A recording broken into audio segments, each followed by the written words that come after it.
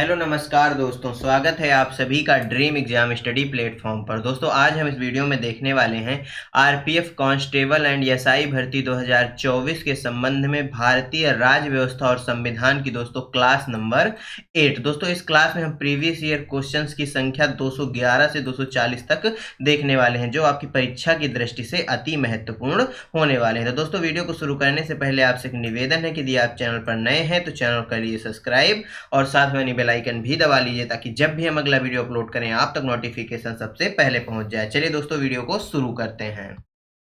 दोस्तों question number 211, प्रधानमंत्री dot dot के नेता हैं, राज्यसभा में बहुमत पार्टी के नेता हैं, इनमें से कोई नहीं, या संसद में बहुमत पार्टी के नेता हैं, या फिर दोस्तों लोकसभा में बहुमत पार्टी के नेता हैं। बताइए प्रधानमंत्री के संबंध में कौन सा कथन है जो सही है, प्रधानमंत्री किसके नेता हैं।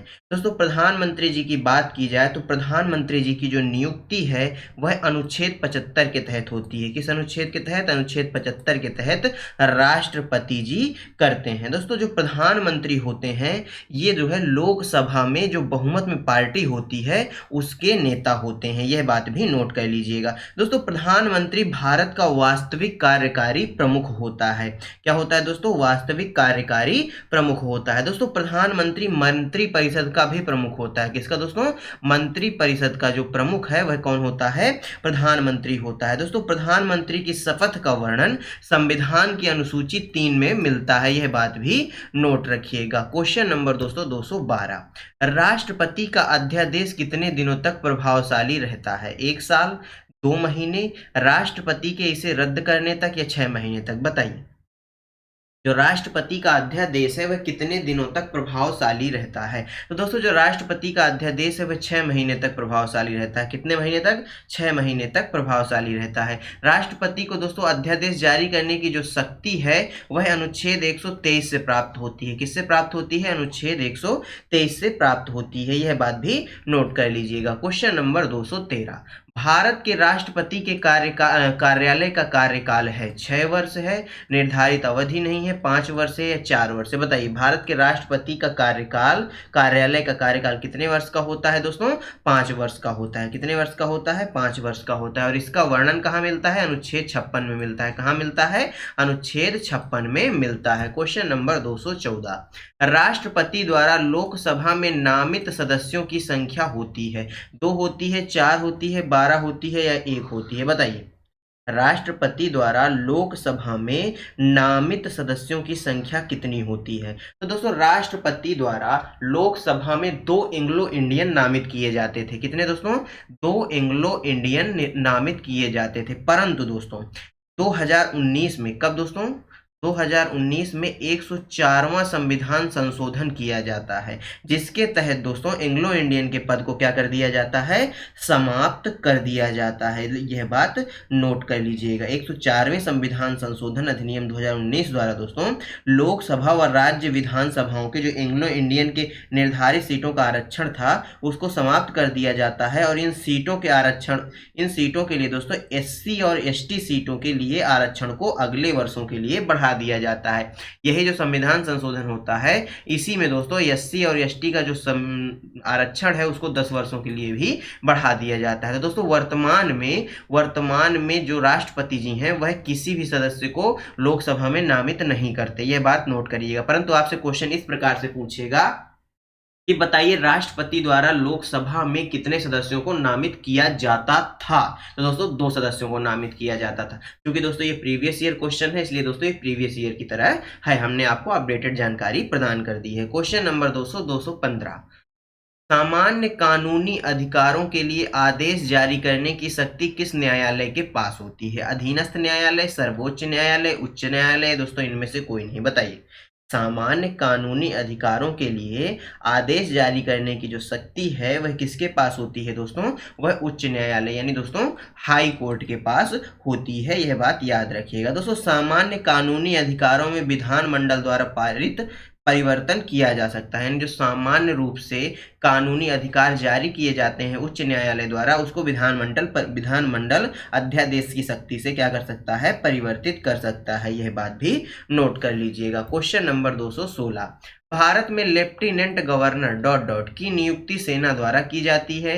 केंद्र शासित प्रदेश के नाम मात्र के प्रमुख के रूप में कार्य करते हैं या भारत के लोगों द्वारा चुने जाते हैं या मुख्यमंत्री की मंत्रियों की परिषद के प्रति जवाबदेह होते हैं। बताइए, जो भारत के लेफ्टिनेंट गवर्नर होते हैं उनके संबंध में कौन सा कथन सही है? तो दोस्तों, जो भारत के लेफ्टिनेंट गवर्नर होते हैं वह केंद्र शासित प्रदेश के नाम मात्र के प्रमुख के रूप में कार्य करते हैं। यह बात नोट करिएगा। ऑप्शन बी क्या हो जाएगा? राइट आंसर हो जाएगा। दोस्तों, केंद्र शासित प्रदेशों का शासन चलाने का जो अधिकार है वह केंद्र सरकार के अधीन होता है। यह बात तो आप सभी जानते हैं। दोस्तों, भारत में वर्तमान की बात की जाए तो 8 केंद्र शासित प्रदेश हैं और इन सभी 8 प्रांतों का जो प्रशासन है, राष्ट्रपति द्वारा संचालित होता है। दोस्तों, विभिन्न प्रतिनिधियों के माध्यम से। यह बात भी आप नोट कर लीजिएगा। क्वेश्चन नंबर दोस्तों 217, सुप्रीम कोर्ट के परामर्श क्षेत्राधिकार की अवधारणा कहां से ली गई है? जापान से, कनाडा से, ब्रिटिश से, ऑस्ट्रेलिया से? बताइए, सुप्रीम कोर्ट के जो परामर्श क्षेत्राधिकार है दोस्तों, इस अवधारणा को कहां से लिया गया है? दोस्तों, इस अवधारणा को हमने कहां से लिया है? कनाडा के संविधान से लिया है। कहां से? कैनेडियन संविधान से हमने इस चीज को ग्रहण किया है। दोस्तों, भारतीय संविधान का जो अनुच्छेद 143 है, इसके अंतर्गत राष्ट्रपति को उच्चतम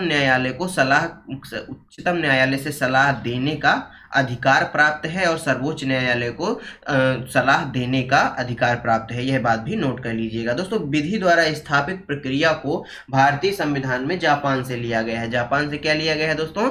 विधि द्वारा। किसके द्वारा?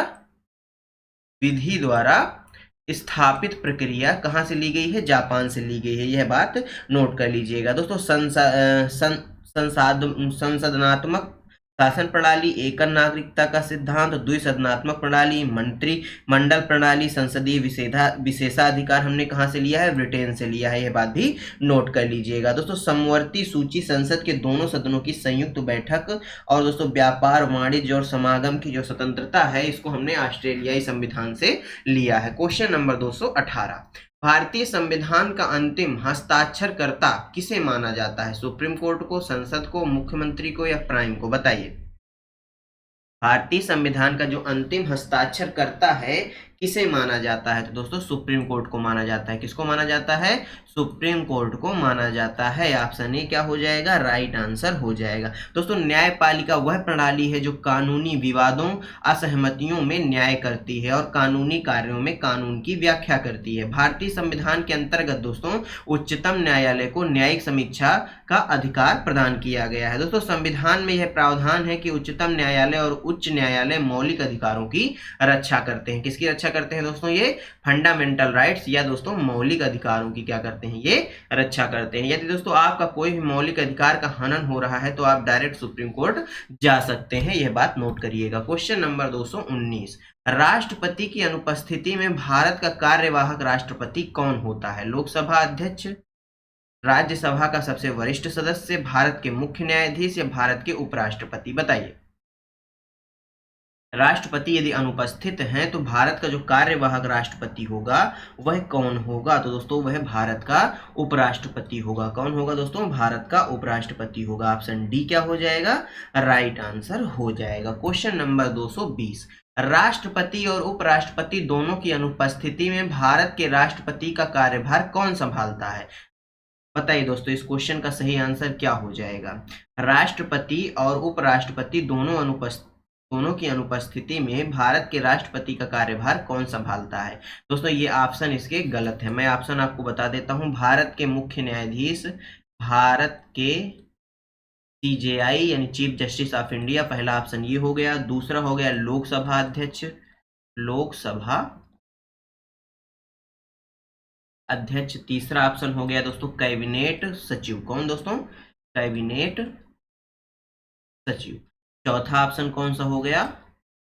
गृह मंत्री जी हो गए। बताइए, राष्ट्रपति और उपराष्ट्रपति यदि दोनों अनुपस्थित हैं तो भारत के राष्ट्रपति का कार्यभार कौन संभालेगा? तो दोस्तों भारत के जो सीजेआई होंगे, मुख्य न्यायाधीश होंगे, वह यह कार्यभार संभालेंगे। यह बात नोट कर लीजिएगा। दोस्तों, क्वेश्चन नंबर 221, राष्ट्रपति द्वारा किसी विधेयक को मंजूरी दिए बिना और उसे वापस नहीं लेने पर इसे डॉट डॉट कहा जाता है, जिसे अनिश्चित काल के लिए लंबित कर दिया जाता है। यानी सीधा सा आपसे क्वेश्चन ये पूछा है कि राष्ट्रपति द्वारा विधेयक को, जिस विधेयक को मंजूरी नहीं दी जाती और जिसे अनिश्चित काल के लिए लंबित कर दिया जाता है, उसको क्या कहा जाता है? उसको संदिग्ध वीटो कहा जाता है, पूर्ण वीटो कहा जाता है, योग्य वीटो कहा जाता है या पॉकेट वीटो कहा जाता है? दोस्तों उसको पॉकेट वीटो कहा जाता है। ऑप्शन डी क्या हो जाएगा?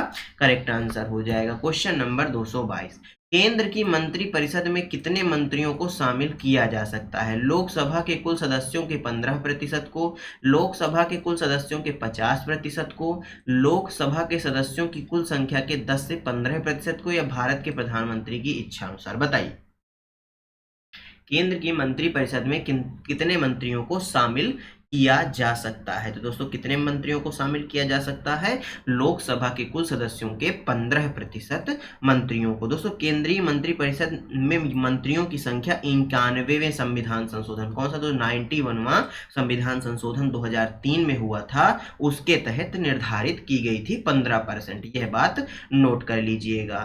दोस्तों क्वेश्चन नंबर 223, दोस्तों भारतीय सशस्त्र बलों का सर्वोच्च कमांडर होता है भारत के राष्ट्रपति, रक्षा मंत्री, भारतीय थल सेना प्रमुख या दोस्तों भारत के प्रधानमंत्री? बताइए, भारतीय सशस्त्र बलों का जो सर्वोच्च कमांडर होता है वह कौन होता है? दोस्तों यह इंपॉर्टेंट क्वेश्चन है आपकी परीक्षा की दृष्टि से। तो दोस्तों वह कौन होता है? भारत के राष्ट्रपति होते हैं। कौन होता है? भारत के राष्ट्रपति होते हैं। ऑप्शन ए क्या हो जाएगा?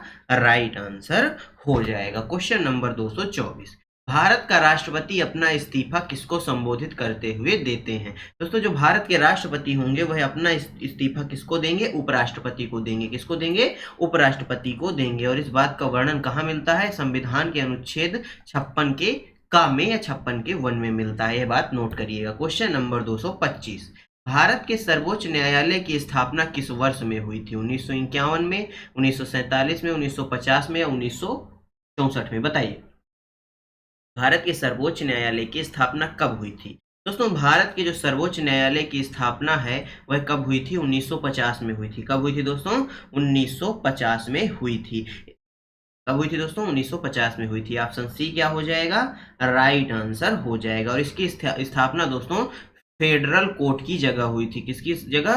फेडरल कोर्ट के स्थान पर हुई थी। दोस्तों सर्वोच्च न्यायालय संविधान के अनुच्छेद 124 के अंतर्गत आता है, यह बात याद रखिएगा। क्वेश्चन नंबर दोस्तों 226, भारतीय संविधान के अनुसार कोई भी व्यक्ति उपराष्ट्रपति के चुनाव के लिए पात्र नहीं होगा जब तक वह भारत का नागरिक ना हो, 35 वर्ष की आयु पूरी ना कर चुका हो और राज्य परिषद के सदस्य के रूप में चुने जाने के लिए योग्यता ना रखता हो। इस बात का वर्णन किस अनुच्छेद के तहत आता है? तो दोस्तों इस बात का वर्णन अनुच्छेद 66 के तहत आता है। ऑप्शन सी राइट आंसर हो जाएगा। दोस्तों अनुच्छेद 63 की बात की जाए तो दोस्तों भारत के उपराष्ट्रपति का उल्लेख कहाँ मिलता है? उपराष्ट्रपति का जो उल्लेख है, वो उपराष्ट्रपति के पद का जो उल्लेख है वह अनुच्छेद 63 में मिलता है। वहीं बात की जाए अनुच्छेद 64 की तो दोस्तों अनुच्छेद 64 में बताया गया है कि उपराष्ट्रपति राज्यसभा का सभापति होगा। किसका दोस्तों? राज्यसभा का क्या होगा? सभापति होगा। यह बात याद रखिएगा। दोस्तों अनुच्छेद जो 65 है, इसके तहत दोस्तों अनुच्छेद 65 राष्ट्रपति का पद रिक्त होने पर उपराष्ट्रपति द्वारा राष्ट्रपति पद का निर्वहन किया जाएगा। यह बात लिखी गई है। क्वेश्चन नंबर 227, जवाहरलाल नेहरू की मृत्यु के उपरांत या मृत्यु के तुरंत बाद भारत का कार्यकारी प्रधानमंत्री किसे बनाया गया था? श्री कृष्णमाचारी को, श्री गुलजारी लाल नंदा को, श्रीमती इंदिरा गांधी को या दोस्तों श्री लाल बहादुर शास्त्री जी को? बताइए, जवाहरलाल नेहरू जी की जब मृत्यु हो जाती है तो तुरंत बाद कार्यवाहक प्रधानमंत्री के रूप में किन्होंने शपथ ली थी? तो दोस्तों किन्होंने शपथ ली थी? गुलजारी लाल नंदा जी ने शपथ ली थी। ऑप्शन बी क्या हो जाएगा? राइट आंसर हो जाएगा। दोस्तों यहाँ पर एक नाम आया है लाल बहादुर शास्त्री जी का। इनकी बात की जाए तो दोस्तों यह भारत के प्रधानमंत्री रहे थे कब से कब तक? 1964 से 1966 तक भारत के प्रधानमंत्री रहे थे। यह बात भी नोट कर लीजिएगा। बात की जाए श्रीमती इंदिरा गांधी जी की तो दोस्तों यह भारत की प्रथम महिला प्रधानमंत्री थी और अब तक एकमात्र महिला प्रधानमंत्री भी थी। यह बात भी नोट कर लीजिएगा। दोस्तों लाल बहादुर शास्त्री जी की मृत्यु के बाद भी कार्यवाहक प्रधानमंत्री किसे बनाया गया था? गुलजारी लाल नंदा जी को। इसकी मृत्यु के बाद लाल बहादुर शास्त्री जी की मृत्यु और जवाहरलाल नेहरू, यानी दो प्रधानमंत्रियों की मृत्यु के बाद गुलजारी लाल नंदा जी को क्या बनाया गया था?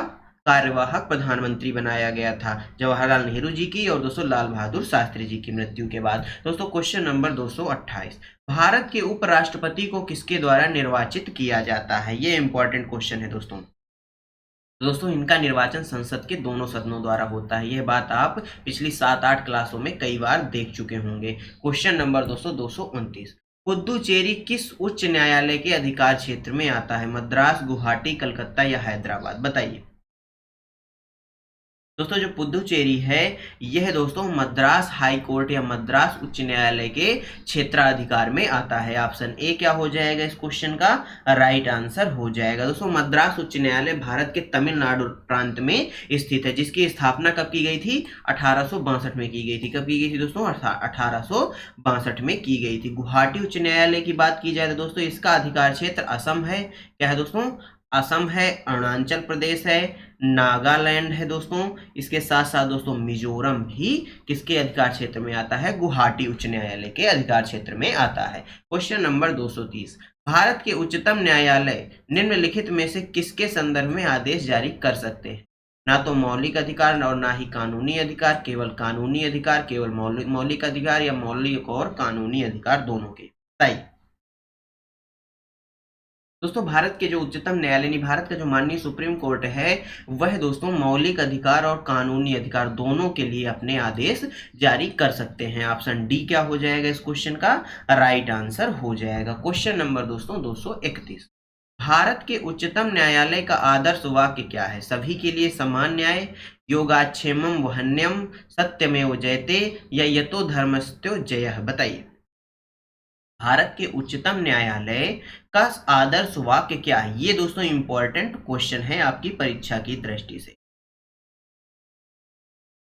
दोस्तों आपको लग रहा होगा कि सत्यमेव जयते है, परंतु ऐसा नहीं है। सुप्रीम कोर्ट माननीय सुप्रीम कोर्ट का जो आदर्श वाक्य है वह है यतो धर्मस्तयो जय है। इसका यानी अर्थ है दोस्तों जहां धर्म है वहां जीत है। ये दोस्तों याद रखिएगा। दोस्तों पहले जो उच्चतम न्यायालय का आदर्श वाक्य वह सत्यमेव जयते था, परंतु दोस्तों वर्तमान में यतो धर्मस्यो जय है। यह बात नोट करिएगा। दोस्तों क्वेश्चन नंबर 232, भारत के राष्ट्रपति को पद की शपथ कौन दिलाता है? लोकसभा अध्यक्ष, उपराष्ट्रपति, भारत के मुख्य न्यायाधीश या प्रधानमंत्री? बताइए। भारत के राष्ट्रपति को पद की शपथ कौन दिलाता है? तो दोस्तों सीजीआई भारत के मुख्य न्यायाधीश दिलाते हैं। दोस्तों भारत के मुख्य न्यायाधीश को राष्ट्रपति जी दिलाते हैं और दोस्तों भारत के मुख्य न्यायाधीश राष्ट्रपति जी को शपथ दिलाते हैं। यह बात नोट करिएगा। ऑप्शन सी राइट आंसर हो जाएगा। क्वेश्चन नंबर 233, दोस्तों भारतीय न्यायालय प्रणाली डॉट डॉट प्रकार की न्याय प्रणाली है? एकीकृत है, एकाधिकार है, इनमें से कोई नहीं है, दोहरी है? बताइए। दोस्तों जो भारतीय न्यायालय की प्रणाली है वह एकीकृत प्रणाली है। कैसी है? एकीकृत प्रणाली है। ऑप्शन ए क्या हो जाएगा? राइट आंसर हो जाएगा। दोस्तों भारतीय न्याय प्रणाली एकीकृत प्रकार की न्याय प्रणाली का पालन करती है। इसका दोस्तों जो अर्थ है वह यह है कि भारत में शीर्ष पर उच्चतम न्यायालय है। इसके विपरीत दोस्तों यदि बात की जाए अमेरिका की, किसकी दोस्तों? यूएसए की बात की जाए तो वहां पर दोस्तों न्यायालय की वैध व्यवस्था है, यानी एक केंद्र के लिए एक, दूसरा राज्यों के लिए। क्या दोस्तों? एक केंद्र के लिए न्यायालय है और दूसरा राज्यों के लिए। यह बात होती है वैध व्यवस्था। यह बात नोट करिएगा। दोस्तों उच्चतम न्यायालय के न्यायार्थिक न्यायिक पुनरावलोकन की जो शक्ति प्राप्त है वह दोस्तों हमने यूएसए के संविधान से ली है। क्वेश्चन नंबर 234, भारत के उच्च न्यायालय के मुख्य न्यायाधीश की नियुक्ति किसके द्वारा की जाती है? तो दोस्तों राष्ट्रपति जी द्वारा की जाती है। अभी मैंने पीछे ही बताया। Option C right answer. Question number दोस्तों 235, भारतीय संविधान के अनुसार निम्न में से कौन मंत्री परिषद का गठन नहीं करते हैं? बताइए। भारतीय संविधान के अनुसार कौन है जो मंत्री परिषद का गठन नहीं करते हैं? तो दोस्तों वह हो जाएंगे स्थानीय सरकार के मंत्री। ऑप्शन सी क्या हो जाएगा? राइट आंसर हो जाएगा। दोस्तों मंत्री परिषद के गठन में कैबिनेट मंत्री, उप मंत्री, स्वतंत्र प्रभार मंत्री, राज्य मंत्री शामिल होंगे। मंत्री परिषद का अध्यक्ष दोस्तों भारत का प्रधानमंत्री होता है। दोस्तों मंत्री परिषद मंत्रिमंडल से बड़ा समूह होता है, यह बात नोट रखिएगा। क्वेश्चन नंबर 236, लोकतंत्र और विकास के लिए पंचायती राज संस्थाओं के पुनः स्थापना के लिए राजीव गांधी जी द्वारा 1986 में गठित समिति का क्या नाम था? अशोक मेहता समिति, एल.एम. सिंघवी समिति, जी.वी.के. राव समिति या बलवंत राय मेहता समिति? दोस्तों इंपॉर्टेंट क्वेश्चन है, परीक्षा की दृष्टि से आपको यह परीक्षा में देखने को मिल सकता है। तो दोस्तों वह समिति थी एल.एम. सिंघवी समिति। ऑप्शन बी क्या हो जाएगा? राइट आंसर हो जाएगा। इस समिति ने दोस्तों स्थानीय निकायों के लिए वित्तीय स्वायत्तता हासिल करने की योजना बनाई थी। दोस्तों अशोक मेहता समिति का जिक्र आया है, इसका संबंध किससे है दोस्तों?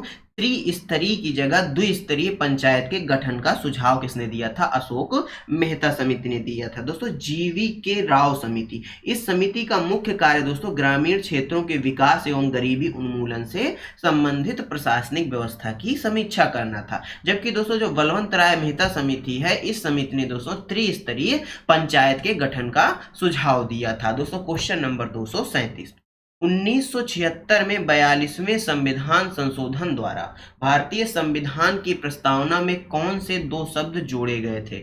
इंपॉर्टेंट क्वेश्चन है परीक्षा की दृष्टि से। तो दोस्तों वह शब्द कौन कौन से थे? वह शब्द थे समाजवादी और धर्मनिरपेक्ष, यह बात नोट करिएगा। क्वेश्चन नंबर 238, केंद्र और राज्यों के बीच शक्तियों के वितरण का प्रावधान भारतीय संविधान की किस अनुसूची में किया गया है? 7वीं में, 5वीं में, 10वीं में या 6वीं में? बताइए।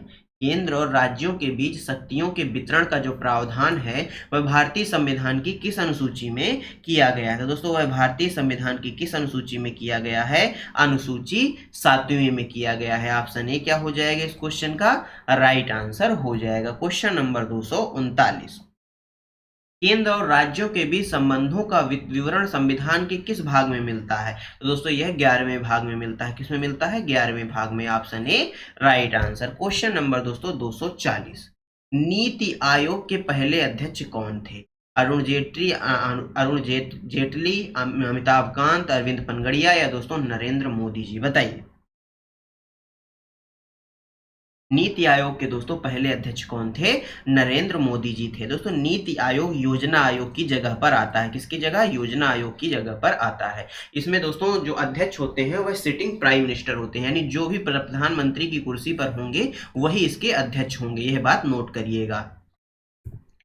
दोस्तों धन्यवाद आप सभी का हमारे साथ बने रहने के लिए। दोस्तों आज की यह वीडियो आपको कैसी लगी हमें कमेंट बॉक्स में जरूर बताइएगा। वीडियो अच्छी लगी हो वीडियो को लाइक कर दीजिएगा, अपने दोस्तों के साथ भी शेयर करिएगा और साथ ही बनी बेल आइकन दबा लीजिएगा ताकि जब भी हम अगला वीडियो अपलोड करें आप तक नोटिफिकेशन सबसे पहले पहुंच जाए। चलिए दोस्तों मिलते हैं आपसे अगले वीडियो में, तब तक के लिए जय हिंद, जय भारत। अपना और अपनों का ख्याल रखिए, सभी का सम्मान करिए। धन्यवाद दोस्तों।